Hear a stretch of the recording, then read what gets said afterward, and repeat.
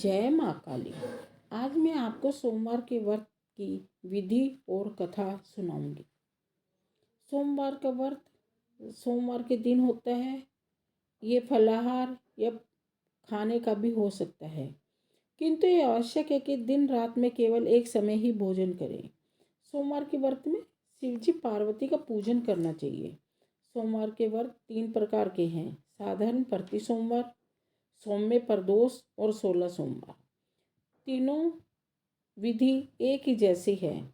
शिव पूजन के पश्चात कथा सुननी चाहिए। साधारण, प्रति सोमवार, प्रदोष व्रत और 16 सोमवार, इन तीनों की कथाएं अलग अलग लिखी जा रही है। अलग अलग कथाएं हैं। सोमवार साधारण सोमवार व्रत कथा। एक बहुत धनवान साहूकार था, जिसके घर धन आदि किसी प्रकार की कोई कमी नहीं थी, परंतु उसको एक दुख था कि उसके कोई पुत्र नहीं था। वह इसी चिंता में दिन रात रहता था। वे पुत्र की कामना के लिए प्रति सोमवार को शिव जी का व्रत और पूजन किया करता था तथा सायंकाल को शिव मंदिर में जाकर शिव जी के श्री विग्रह के सामने दीपक जलाया करता था। उसके इस भक्ति भाव को देखकर एक समय श्री पार्वती जी ने शिवजी महाराज से कहा कि महाराज, ये साहूकार आपका बहुत बड़ा भक्त है और सदैव आपका व्रत और पूजन बड़ी श्रद्धा से करता है, अतः इसकी मनोकामना पूर्ण करनी चाहिए। शिव जी ने कहा, हे पार्वती, ये संसार कर्म क्षेत्र है। जैसे किसान खेत में जैसा बीज बोता है वैसा ही फल काटता है, ठीक उसी प्रकार इस संसार में जो जैसा कर्म करते हैं वो वैसा ही फल भोगते हैं। पार्वती माता ने कहा, नहीं महाराज, ये आपका बहुत बड़ा भक्त है। इसको अगर किसी प्रकार का दुख है तो उसको अवश्य दूर करना चाहिए आपको, क्योंकि आप हमेशा सदैव दयालु और भक्तों के उपकार करने वाले हैं, उनके दुखों को दूर करने वाले हैं। यदि आप ऐसा नहीं करेंगे तो मनुष्य आपकी सेवा और व्रत क्यों करेंगे? पार्वती जी का ऐसा आग्रह देख शिवजी महाराज कहने लगे, हे पार्वती, इसके कोई पुत्र नहीं है। इसी चिंता में ये अति दुखी रहता है। इसके भाग्य में पुत्र न होने पर भी मैं इसको पुत्र की प्राप्ति का वर देता हूँ, परंतु ये पुत्र केवल 12 वर्ष तक ही जीवित रहेगा। इसके पश्चात इसकी मृत्यु हो जाएगी। इससे अधिक मैं और कुछ नहीं इसके लिए कर सकता। ये सब बातें सुनकर साहूकार सुन रहा था, शिवजी भोले बाबा की बातें सुन रहा था। इससे उनको न कुछ प्रसन्नता हुई और न ही दुख हुआ। उन्होंने सोचा कि जो भी शिवजी भोले बाबा दे रहे हैं अच्छा ही दे रहे हैं। वह पहले जैसा ही शिवजी महाराज का व्रत और पूजन करता रहा। कुछ समय बीत गए जाने पर साहूकार की स्त्री गर्भवती हुई और उसके 10वें महीने उसके गर्भ से अति सुंदर पुत्र की प्राप्ति हुई। साहूकार के घर में बहुत खुशियां मनाई गई, परंतु साहूकार ने उसकी केवल 12 वर्ष की आयु जानकर कोई अधिक प्रसन्नता प्रकट नहीं करी और न ही किसी को भेद बताया। जब यह बालक 11 वर्ष का हो गया तो उस बालक की माता ने उसके पिता से विवाह आदि के लिए कहा, तो वो साहूकार कहने लगे, अभी मैं इसका विवाह नहीं करूँगा, अपने पुत्र को काशी जी पढ़ने के लिए भेजूँगा। फिर साहूकार ने अपने साले को बुला उसको बहुत सा धन देकर कहा, तुम इस बालक को काशी जी पढ़ने के लिए ले जाओ और रास्ते में जिस स्थान पर भी जाओ यज्ञ करते और ब्राह्मणों को भोजन कराते जाओ। वह दोनों मामा भांजे यज्ञ करते और ब्राह्मणों को भोजन कराते जा रहे थे। रास्ते में उनको एक शहर पड़ा।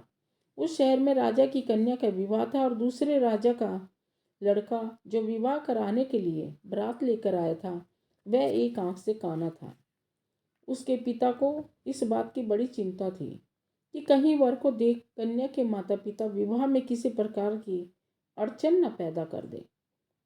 इस कारण जब उसने अति सुंदर सेठ के लड़के को देखा तो मन में विचार आया कि क्यों न दरवाजे के सामने इस लड़के से वर का काम चलाया जाए। ऐसा विचार कर वर के पिता ने उस लड़के के मामा से बात की तो वे राजी हो गए। फिर उस लड़के को वर के कपड़े पहना तथा घोड़ी पर चढ़ा दरवाजे पर ले गए और सब कार्य प्रसन्नतापूर्वक समाप्त हो गया। फिर वर के पिता ने सोचा कि यदि विवाह कार्य भी इसी लड़के से करा लिया जाए तो क्या बुराई है। ऐसा विचार आते ही लड़के और उसके मामा से कहा, यदि आप फेरों का और कन्यादान के काम को भी करा दें तो आपकी बड़ी कृपा होगी और मैं इसके बदले में आपको बहुत सारा धन दूंगा। उन्होंने स्वीकार कर लिया और विवाह कार्य भी बहुत अच्छे से संपन्न हो गया। परंतु जिस समय लड़का जाने लगा तो उसने राजकुमारी की चुड़ी के पल्ले पर लिख दिया कि तेरा विवाह तो मेरे साथ हुआ है, परंतु जिस राजकुमार के साथ तुझको भेजा जा रहा है वो एक आंख से काना है और मैं काशी जी पढ़ने जा रहा हूँ। लड़के के जाने के पश्चात उस राजकुमारी ने जब अपनी चुन्नी पर ऐसा लिखा पाया तो उसने राजकुमार के साथ जाने से मना कर दिया और कहा कि मेरा पति नहीं है, मेरा विवाह इसके साथ नहीं हुआ है, वे तो काशी जी पढ़ने गए। राजकुमारी के माता पिता ने कन्या को विदा नहीं किया और बारात वापस चली गई। उधर सेठ का लड़का और उसका मामा काशी जी पहुंच गए। वहाँ पर जाकर देखा कि लड़के को जहाँ पर यज्ञ करवाना था और पढ़ाना था वहाँ पर उन्होंने बहुत सारे यज्ञ करवाए। लड़के ने पढ़ना शुरू कर दिया। लड़के की आयु 12 साल की हो गई। उस दिन उन्होंने यज्ञ रखा हुआ था बहुत बड़ा। लड़के ने अपने मामा से कहा, मामा जी आज मेरी तबीयत कुछ ठीक नहीं है। मामा ने कहा अंदर जाकर सो जाओ। लड़का अंदर जाकर सो गया और थोड़ी देर में उसके प्राण निकल गए। जब उसके मामा ने आकर देखा कि वो मुर्दा पड़ा है, ये देख उसको बड़ा दुख हुआ और उसने सोचा अगर मैं अभी रोना पीटना मचा दूंगा तो यज्ञ का कार्य अधूरा रह जाएगा। अतः उसने जल्दी से यज्ञ का कार्य समाप्त कर ब्राह्मणों के जाने के बाद रोना पीटना आरंभ कर दिया। संयोग उसी समय शिवजी पार्वती उधर से जा रहे थे। जब उन्होंने जोर जोर से रोने की आवाज़ सुनी तो पार्वती जी कहने लगी, हे महाराज, कोई दुखिया रो रहा है, इसके कष्ट दूर कीजिए। जब शिवजी पार्वती ने पास जाकर देखा तो वहाँ एक लड़का मुर्दा पड़ा था।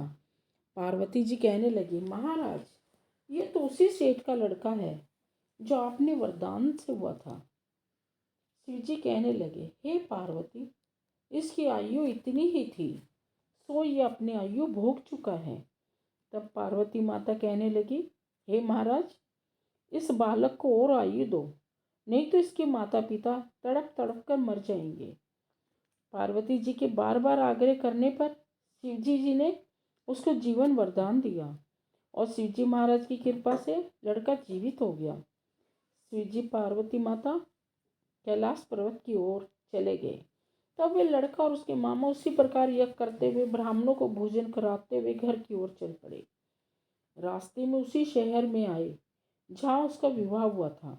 वहाँ पर आकर उन्होंने यज्ञ प्रारंभ कर दिया तो उस लड़के के ससुर ने उसको पहचान लिया और अपने महल में ले जाकर उसकी बड़ी खातिर की। साथ ही बहुत दास दासियों सहित आदरपूर्वक लड़की और जमाई को विदा किया। जब वे अपने शहर के निकट आए तो मामा ने कहा कि मैं पहले तुम्हारे घर जाकर खबर कराता हूँ।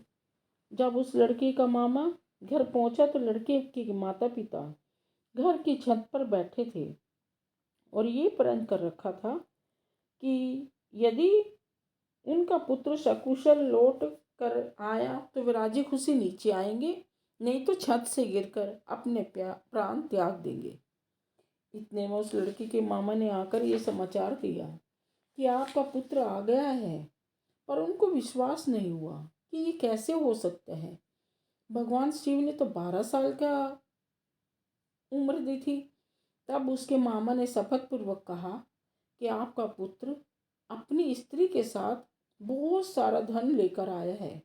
तो सेठ ने आनंद के साथ उनका स्वागत किया। बड़ी प्रसन्नता के साथ वो सब रहने लगे। इसी प्रकार से जो कोई भी सोमवार का व्रत धारण करता है अथवा इस कथा को पढ़ता या सुनता है, उसकी सारी मनोकामनाएं पूर्ण होती है और खुशी खुशी उनके घर में हर कार्य पूर्ण होता है। भगवान शिव जी पार्वती की जय।